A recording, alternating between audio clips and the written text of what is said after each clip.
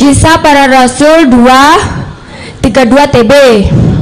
Yesus inilah yang dibangkitkan Allah. Saya mau tanya, kalau Tuhan itu Maha Kuasa, kenapa Yesus dibangkitkan? Harusnya kan bangkit sendiri. Saudara paham bahwa memang orang Kristen percaya doktrin Allah Tritunggal. Tri dan tunggal, artinya ada bagian trinya, tunggalnya. Nah, tunggalnya itu mengacu kepada hakikatnya, sementara trinya mengacu kepada tiga pribadi, Bapa, Anak, dan Roh Kudus. Jadi kalau ditanyakan bahwa kalau begitu Allahnya ada dua, enggak. Kita nggak percaya demikian. Tapi itu kalau dibahas, kita sudah jadi bahas masalah doktrin Allah Tritunggal. Sekarang saya mau menjawab saja pertanyaan saudara begini. Kalau memang Yesus itu Allah, mengapa dia nggak bangkit sendiri tapi dibangkitkan? Lebih bagus lagi kalau ada baca seluruh Alkitab. Paham pada topik itu, karena kalau ada baca seluruh Alkitab, Alkitab tidak hanya bilang Yesus dibangkitkan, tapi juga dia bangkit dengan kuasanya sendiri.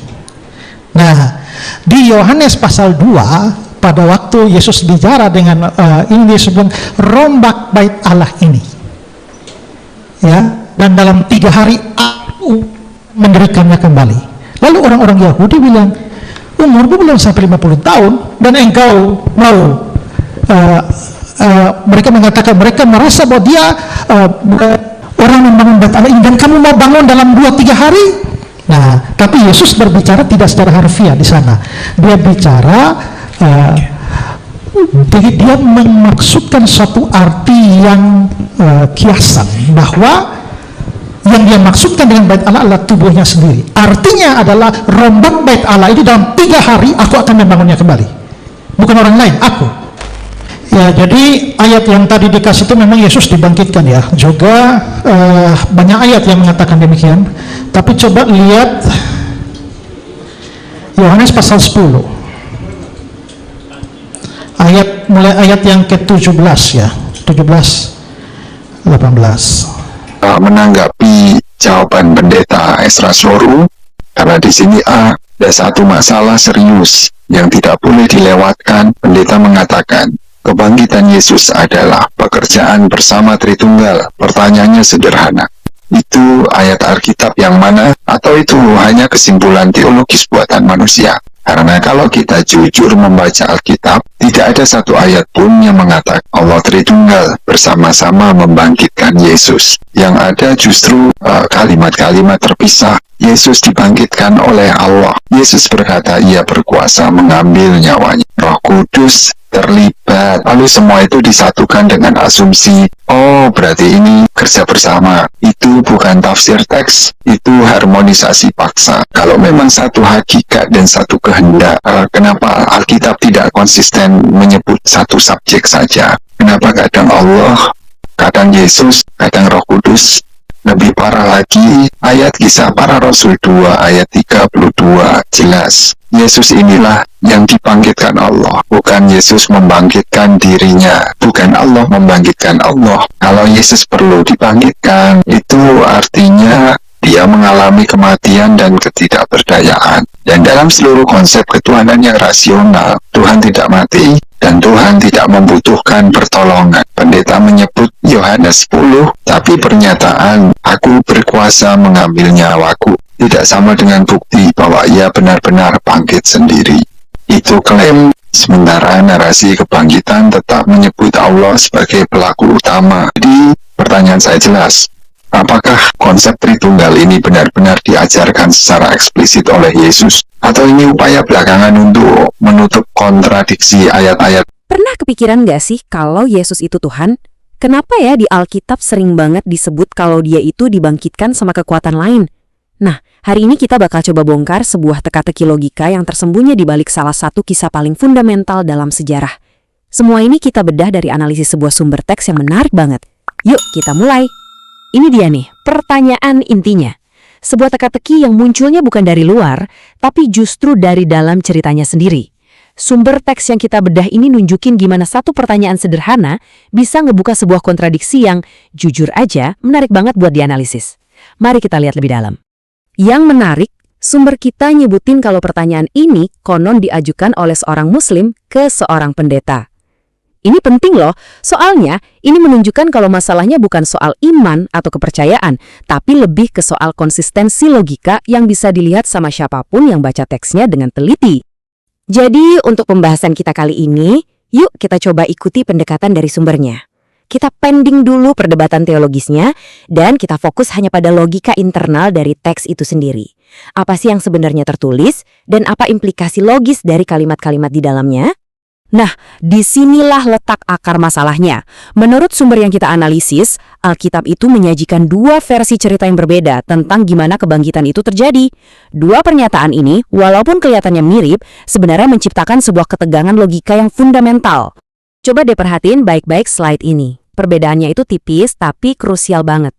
Yesus dibangkitkan, ini kan kalimat pasif ya. Artinya, ada seseorang atau sesuatu yang melakukan tindakan itu untuk dia. Sebaliknya, Yesus bangkit. Ini kalimat aktif, dia melakukannya atas kuasanya sendiri. Dua kata kerja ini menyiratkan dua skenario yang beda banget. Jadi yang mana yang benar? Nah, ini contoh yang jelas banget dari penggunaan kalimat pasif, seperti yang ditunjukin sumber kita. Teksnya bilang, ia akan dibangkitkan. Pertanyaan logisnya langsung muncul kan? Dibangkitkan oleh siapa? Teks ini secara spesifik mengisyaratkan adanya aktor eksternal yang melakukan tindakan itu. Terus, kita juga punya ayat ini yang sering banget dikutip sebagai bukti sebaliknya. Aku akan membangunnya kembali. Ini kalimat aktif yang kuat yang seolah-olah bilang kalau dia punya kuasa buat bangkit sendiri. Nah, disinilah teka-tekinya dimulai. Gimana bisa dua pernyataan yang saling bertentangan ini ada barengan dalam satu narasi? Untuk menjawab kontradiksi ini, teologi Kristen biasanya menawarkan satu solusi utama, yaitu konsep Tritunggal. Tapi, menurut sumber kita, apa solusi teologis ini benar-benar bisa ngejawab masalah logis yang ada? Coba kita lihat.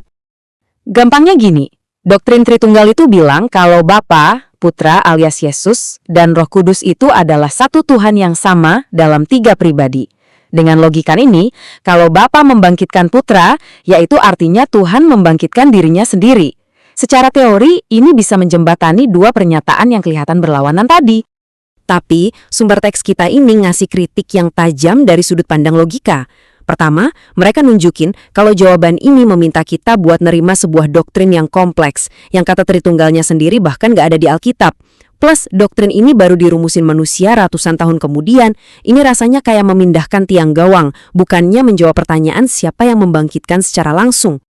Oke, kita lanjut lebih dalam lagi. Sumber teks kita sekarang coba menggali ayat-ayat yang sering dipakai untuk membuktikan bahwa Yesus membangkitkan dirinya sendiri. Tujuannya untuk melihat apakah ayat-ayat itu beneran kuat kalau kita uji pakai logika yang ketat. Kita mulai dari ayat soal bait. Tafsiran standarnya adalah bait itu metafora untuk tubuh Yesus. Tapi sumber kita nunjukin masalah logisnya. Kita nggak bisa pakai sebuah kiasan atau metafora sebagai bukti untuk menjelaskan bagaimana sebuah peristiwa fisik yang harfiah itu terjadi. Itu kan dua kategori argumen yang berbeda. Ayat berikutnya juga nggak kalah menarik. Di sini dikatakan Yesus punya kuasa untuk mengambil kembali nyawanya. Tapi, sumber kita nunjukin sebuah celah logika yang penting. Punya kuasa untuk melakukan sesuatu, itu nggak sama dengan benar-benar melakukannya. Ibaratnya, saya mungkin pegang kunci mobil, tapi itu kan nggak otomatis membuktikan kalau saya yang nyetir mobilnya semalam. Ini perbedaan antara potensi dan aksi. Jadi, kita sampai pada kesimpulan dari analisis ini. Seluruh perdebatan ini, menurut sumber teks kita, pada dasarnya adalah benturan antara dua pendekatan yang fundamentalnya beda banget dalam membaca sebuah teks. Slide ini merangkumnya dengan sempurna. Di satu sisi ada pendekatan iman yang tujuannya adalah menyatukan semua potongan puzzle supaya jadi satu gambar yang utuh dan harmonis. Di sisi lain ada pendekatan logika yang justru ngambil kaca pembesar untuk memeriksa setiap potongan yang kelihatannya nggak pas. Ini bukan soal benar atau salah, tapi soal dua cara membaca yang berbeda secara mendasar. Dan ini adalah poin paling tajam dari sumber tersebut. Dari perspektif logika murni, gak peduli ada 1000 ayat yang bilang Yesus bangkit sendiri. Cukup ada satu ayat saja yang bilang dia dibangkitkan oleh pihak lain, maka sebuah kontradiksi logis sudah tercipta. Satu mata rantai yang patah kan sudah cukup untuk melemahkan seluruh rantai kan? Jadi, kita akhiri bahasan kali ini dengan pertanyaan yang diajukan oleh logika sumber kita. Jika sebuah entitas itu ilahi, apa artinya kalau ia pernah berada dalam kondisi tidak berdaya walau hanya untuk sesaat? Ini adalah pertanyaan yang tersisa dari analisis kita hari ini. Terima kasih sudah menyimak.